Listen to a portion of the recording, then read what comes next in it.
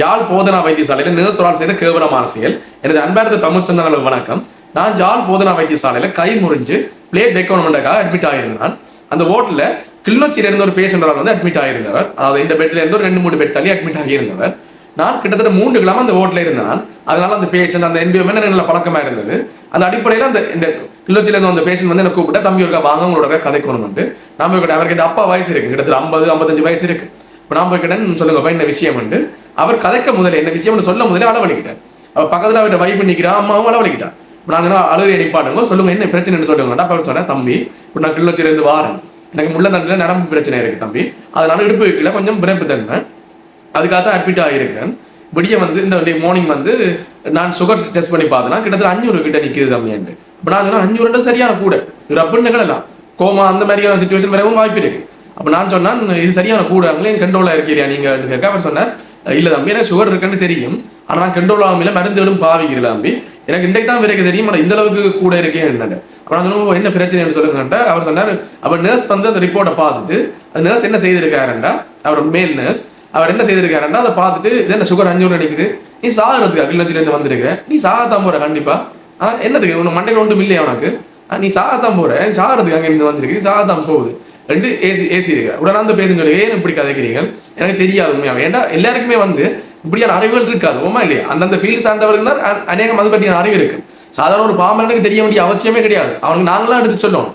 அவர் சொல்லியிருக்கேன் எனக்கு தெரியாது இப்படி எல்லாம் கூட இருக்கணும்னா அந்த பேசன்னு சொல்லியிருக்கிறேன் கூட இருக்கணும். அப்போ இவர் கடுமையாக ஏசி இருக்கிற ஏசின உடனே பேசன்னு என்ன செய்யிருக்கார் அளவழிக்கிட்டார். அப்போ இவரும் போயிட்டார், நர்ஸும் விட்டுட்டு போயிட்டா. அப்போ அந்த கவலை தான் என்ன கூப்பிட்டு சொன்னார், தம்பி இப்படி வைஃபுக்கு முன்னாடி என்ன கூப்பிட்டு இப்படி அசிங்கப்படுத்தி இப்படி எல்லாம் பேசுறார், மேடம் சரியான கவலையா இருக்கு, பயமா இருக்கு, செத்துடுவோம்னு சொல்லி அவர் சொல்றேன்.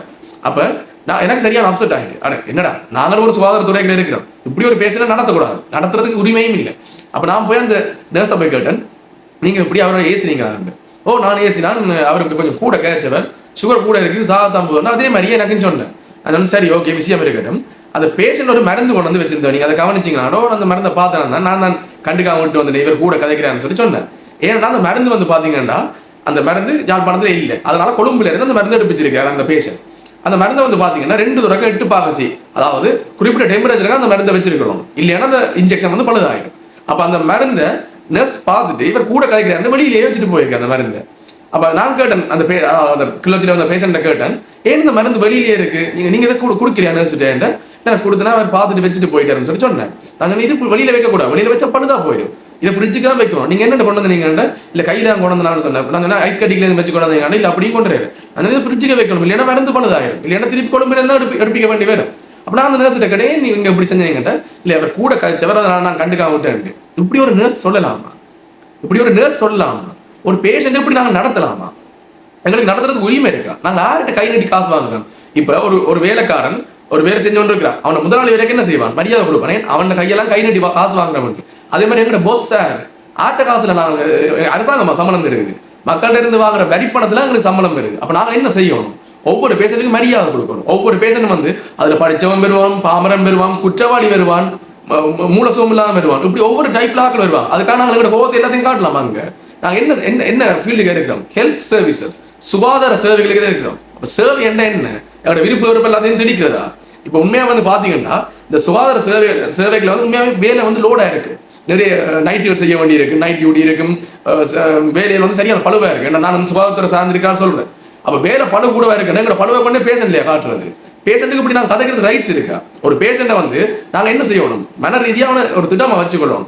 இது என்ன 500 சுகர் இருக்கணும்னு அவனை நீ சாப்பிட்றன்னு சொன்னா அவன் அதுலேயே அந்த பாவம் அந்த பயத்திலேயே அளவடிக்கிட்டு அதுலேயே. அப்போ ஒரு பேஷண்ட் எப்படி நடத்தணும்னு ஒரு விதிமுறை இருக்கு, அது தெரியல. நான் எல்லா நர்ஸையும் சொல்லல, அதை நான் முதலே சொல்றேன், எல்லா நர்ஸையும் சொல்லல. அநேகமான நர்ஸாக்கள் எத்தனையோ சேவை மனப்பாங்களோட ஊரை விட்டு எவ்வளவு தூரத்துல போயிட்டு கஷ்டப்படுறாங்க, இல்லைன்னு நான் சொல்லல.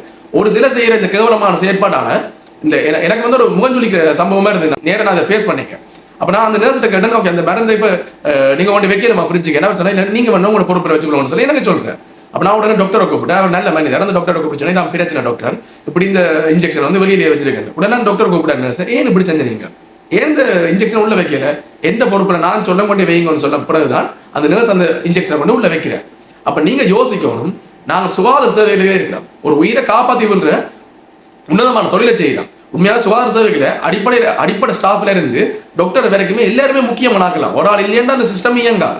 அப்ப நாங்கள் ஒரு முக்கியமான தொழிலை செஞ்சு கொண்டு இருக்கிறோம், அதாவது சேவையை செஞ்சு கொண்டு இருக்கிறோம். அந்த பட்சத்துல நாங்கள் என்ன செய்யணும், ஒரு பேஷண்ட ஒரு ஒழுங்கா நடத்தணும், இப்படி நாய் மாதிரி நடத்தக்கூடாது நாங்கள். அப்ப இதை நாங்கள் எப்பவுமே மைண்ட்ல போட்டு வச்சிருக்கோம். தயவு செய்து இந்த பிள்ளைய யாரும் விடாதீங்க.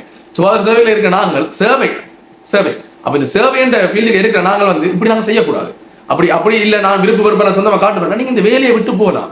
யாருமே இங்க இழுத்து பிடிக்கல, நீங்க இல்லையாண்டா இங்க வேலை நடக்காது. இல்லை, ஒவ்வொரு துறைக்கும் ஆக்கள் வந்து இருக்கிறாங்க. கஷ்டம் இந்த வேலை, பேஷண்ட் இப்படித்தான் நடத்துவேன் அப்படின்னு கூட ஸ்ட்ரிக்டா இருக்கத்தான் வேணும், இல்லைன்னு நான் சொல்லேன். ஸ்ட்ரிக்டா இருக்கிறது வேற, எங்களோட வெறுப்புல காட்டுறது வேற, பிரயோகிக்கிற வார்த்தை பிரயோகம் வேற. அப்ப ஒன்றை மைண்ட்ல வச்சுக்கணும், நாங்க செயற்படணும். ஒரு பேஷண்ட்டை நாங்கள் கண்ணியமா நடத்தணும். சரியோ, அட்லீஸ்ட் கண்ணியமா நடத்த தெரியாட்டியும் எங்களோட வேலையை நாங்க சத்தம் போடாம செய்துட்டு போகணும். அந்த பேஷண்ட்டை நாய் மூதவி என்றது, இப்படி செய்ய அப்படி செய்ய, இரும மாறன்றது, சாகத்தான் போறேன்னு சொல்றது, இதுக்கெல்லாம் ரைட்ஸே கிடையாது. இதுக்கு யாரும் இதை யாரும் எந்த ஒரு பேஷண்ட் போய் கம்ப்ளைண்ட் பண்ண மாதிரியும் தெரியல. டைரக்டர் மேடம் ஆக்சன் எடுக்கிற மாதிரி எனக்கு தெரியல. எப்பவுமே ஒரு பேஷண்ட்டை நாங்கள் கண்ணியமா நடத்துக்குதான் நாங்கள் ஒழுங்கான சேவை செய்கிறோம்னு அர்த்தம். ரைட்.